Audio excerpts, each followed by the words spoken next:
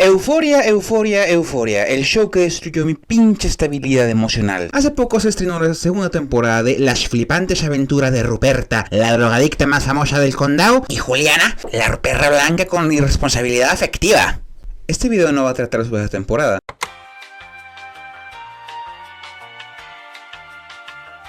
Este video va a tratar acerca de algunos aspectos técnicos que, me parece, no han sido tratados con la suficiente seriedad en otros videoensayos. La iluminación, la cámara, el realismo. Quiero que repasemos todo esto. Mi plan original era subir el video como uno solo. Al final no lo hice y decidí subirlo en dos partes. Únicamente terminé la primera, la segunda no la terminé por pendeja. Pero después algunas partes que ya estaban editadas las subí a TikTok, tuve una buena recepción y dije, ¿por qué no? Vamos a subir lo que faltó, vamos a quitarle algunas cosas que no envejecieron bien y vamos a ponerlo en YouTube para que no quede sin terminar. Si les pregunto qué adjetivo describe mejor a Jules, ¿qué responderían? Estética, bonita, Sailor Moonish, aria, trans, indecisa, individualista, egoísta. No, ninguno. Ni siquiera ese adjetivo que dijiste, no lo mencionó, yo lo pensé, soy muy inteligente. El adjetivo que mejor describe a Jules es iluminada.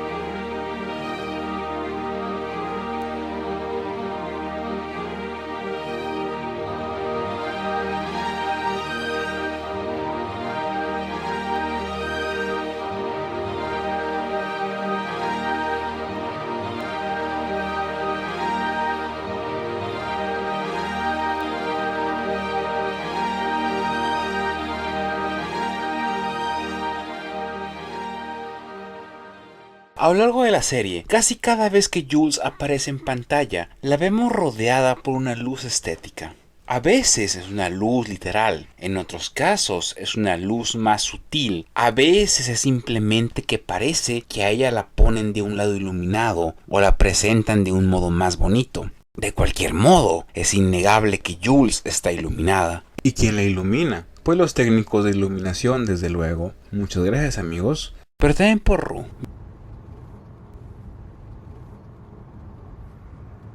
Y luego aparece. Y miren cómo cambia el plano. Ahora le pone énfasis a Jules, a alguien que contrarresta con la aridez y vacuidad del mundo. Y de resto, casi todas las apariciones en que Jules parece iluminada son de la temporada normal, es decir, no de los especiales. Lo que quiere decir que es Rue quien nos la presenta así. Incluso cuando Jules es una mierda de novia, parece un verdadero ángel y recita poesía. Incluso cuando tiene relaciones con otras personas, tiene algo de encantador, de demoníaco.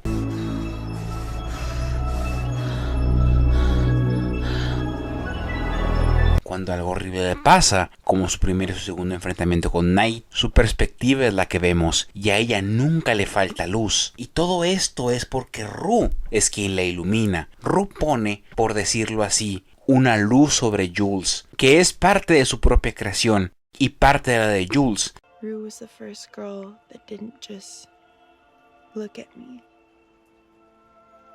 Like, she actually saw me. When I say me, I mean the me that I was talking about earlier, like the me that's underneath a million layers of not me. Kind of reminds me of how a mom would see you. Well, just like how a mom sees you before you're anything and like loves you just for that. And all you have to do is just like sit there and exist. Is that how your mom saw you? Is that how you imagine your mom saw you?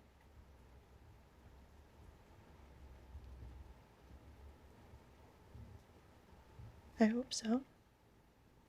Es por esto que, en su episodio especial, Jules brilla en el primer momento en el que recuerda a Rue. Comparemos, por ejemplo, el episodio de Halloween. La primera vez que Jules aparece es así.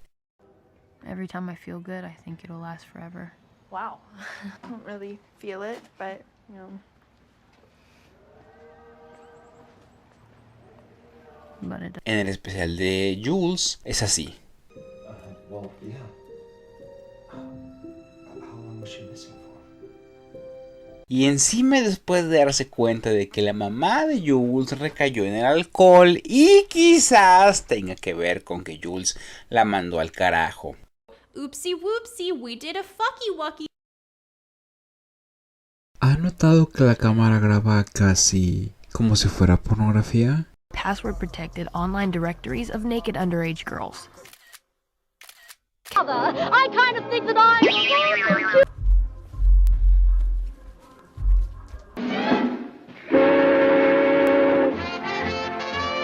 Oh, beat it, boys. You bother me. Y no es la única que tiene issues así. Digo, Kat literalmente se vende en internet a cambio de Bitcoin.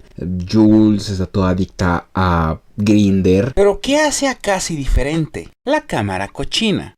Cuando Jules va con viejos marranos a moteles, la vemos iluminada por la luz de Dios y en tomas que parecen sacadas de un western.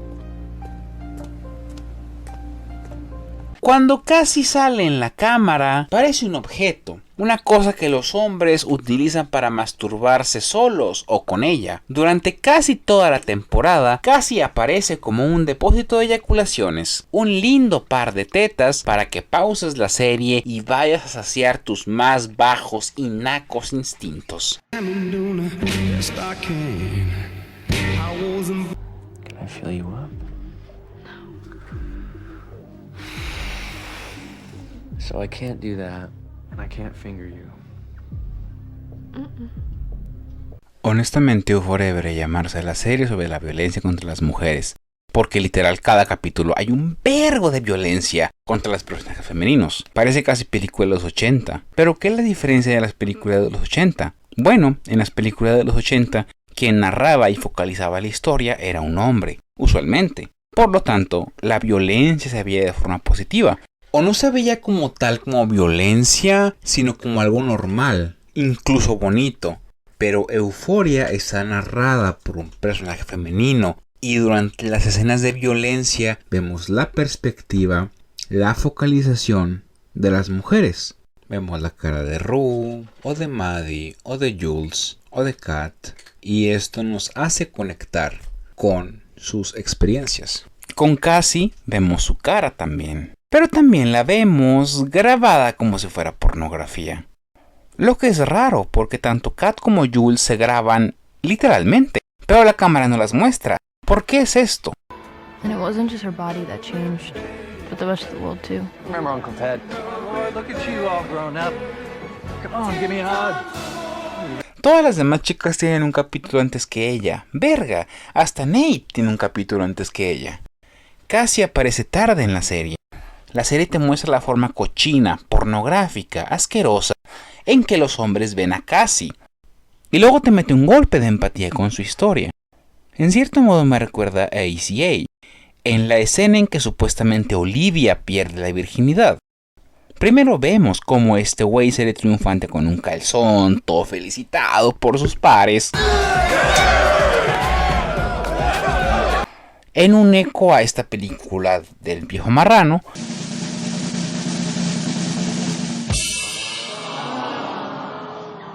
Y luego vemos a Olivia saliendo, sola, nadie felicitándola, hasta la ven feo.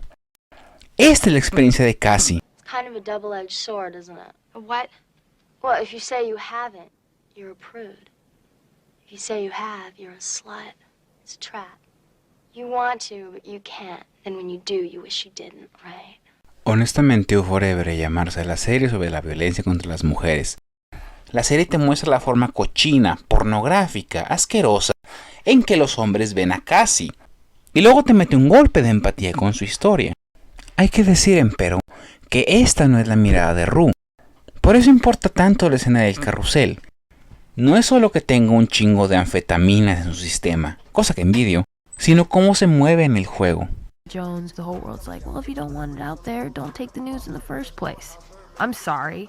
I know your generation relied on flowers and father's permission, but it's 2019. And unless you're Amish, you remember, like, from earlier? Yeah, Ruru. Hey, how you been? En inglés existe la expresión del cock carousel, que es una forma en la que algunos hombres estúpidos hablan de la sexualidad de mujeres a las que les gusta tener sexo.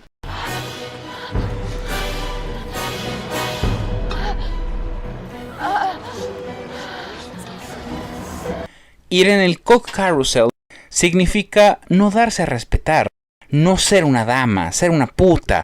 Significa que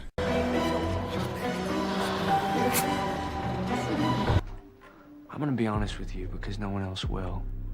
Any guy who says he's interested in you beyond just fucking you is full of shit.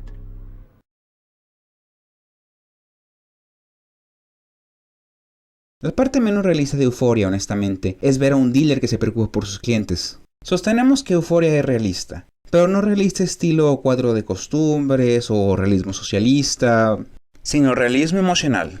Establecimos desde el inicio que cada escena debía ser una interpretación de la realidad o una realidad emocional. No estoy interesado en el realismo.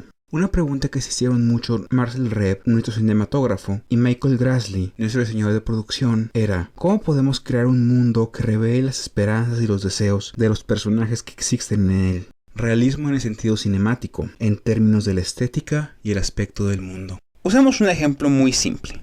Cuando los padres de Cassie se divorcian, primero la mamá les dice: Father had some serious jealousy issues. Let me tell you. Pero luego en la escuela pasa esto. My mom said your mom cheated on your dad, and that's why you left. What? Finalmente, Cassie llega a la conclusión de que But then she realized that her dad wasn't perfect. I don't know if I want to be associated with herpes, but, you know. And her mom wasn't either, and maybe they just weren't right for each other. Lo que recibimos como espectadores en esos breves momentos no son hechos, no en un sentido normal. No sabemos con certeza si la mamá le puso el cuerno al papá, y diría yo que tampoco podemos confiar mucho en lo que narra Rue, que focaliza a Cassie de que Her mom used to get really upset at him for flirting. Which wasn't fair. It wasn't his fault. He really loved her. Porque recordemos que todo esto viene de la focalización de una niña, que pues no puede tal vez interpretar tan bien la relación de sus padres. Finalmente, Cassie concluye que sus dos padres simplemente eran gente con problemas y ya. Ahora, a pesar de que casi nada de lo anterior son hechos, en el sentido de que, por ejemplo, si decimos la batalla de Waterloo fue en tal fecha o algo así, se nos presentan como si lo fueran. La pantalla te muestra los recuerdos, las emociones de Cassie, tal y como te muestra cualquier otra escena. Porque lo que sí es un hecho es que esas fueron las emociones del personaje y se nos invita a pasar por todas ellas. Lo mismo con Rue y Jules. Rue ve a Jules angélicamente en la escena de la fiesta, porque así es como la siente. Pero cuando Jules es quien narra, y aun cuando usa la misma ropa, se ve mucho más oscura, más lúgubre, horrible incluso. Y digo, otro ejemplo, las escenas de drogas. Dudo que uno de los efectos secundarios del fentanilo sean tener luces de color en la jeta o que los pasillos giren. Pero esas herramientas nos ayudan a sentir lo que te provoca usar una droga así, para escapar un ratico de la decadencia. Muchas personas han resaltado que la belleza de Euphoria está en cómo abraza el sinsentido, la exageración, los maquillajes vistosos, las emociones fuertes que caracterizan a la adolescencia y a muchas de las mejores piezas de arte. Se ha dicho como Euphoria no teme ser una serie exagerada, no teme mostrar clara y distintamente la realidad emocional y al contrario, se regodea en ello. En esto se parece a otra serie que todo el mundo la compara con Euphoria, Skins. Creo que la comparación tiene que ver sobre todo con que muchas personas que hoy tenemos más de 20 años vimos Skins a los 15, 16 por primera vez o incluso antes. Yo recuerdo que me creía una combinación de Effie Stoneham y Cook y otras amigas simplemente se creían Effie Stoneham. Saludos a Litzel. Ver Euphoria fue como un regreso a esa educación sentimental.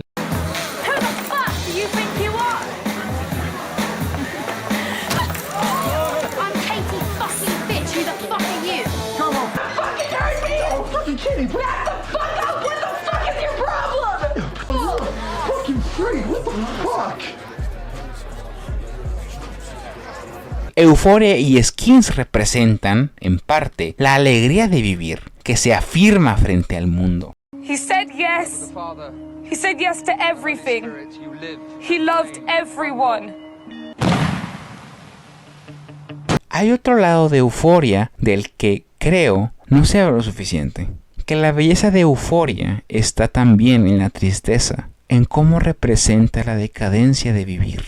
En Euphoria no hay como tal un buen personaje, ustedes me entienden. Nadie sabe lidiar con la existencia. Todos los personajes intentan hacer lo mejor que pueden con lo que tienen. Y quizás no tienen éxito siempre, pero pues intenta. Y a veces se intenta perseguir al dragón. El que Rue nos narra el programa y sea la protagonista hace que su caída duela más. Euphoria es una serie con una narradora y protagonista que no es confiable. Con una protagonista que no es una buena persona, que la mayoría de ustedes en la vida real no se tomarían en serio. Porque es una adicta, es una enferma mental, y a nadie le gustan las adictas ni las enfermas mentales. Por eso creo que es importante recordar algunas palabras que Zendaya mencionó acerca de su personaje. Creo que en este programa, y más específicamente en esta temporada, ella toca fondo. Espero que la gente pueda seguir viéndola como una persona merecedora de su amor, y que merece su tiempo, y que todavía puede redimirse, y que podamos ver todavía el bien en ella, incluso si ella no puede hacerlo. Pienso que si la gente puede ir con Rue a través de eso y llegar al final, y todavía tener esperanza por su futuro, y verla hacer los cambios y los pasos para sanarse y humanizarse a través de su viaje de sobriedad y adicción, entonces quizás puedan extender eso a la gente real. Si puedes amarla, puedes amar a alguien que está luchando con lo mismo,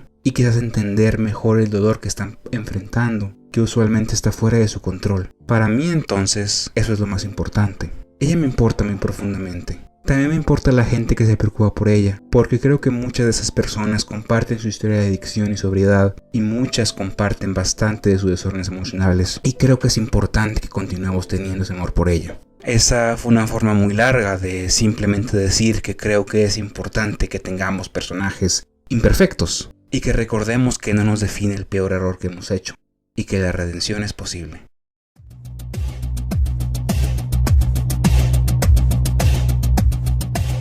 Y recuerden que todos somos la generación de cristal. Hasta la próxima.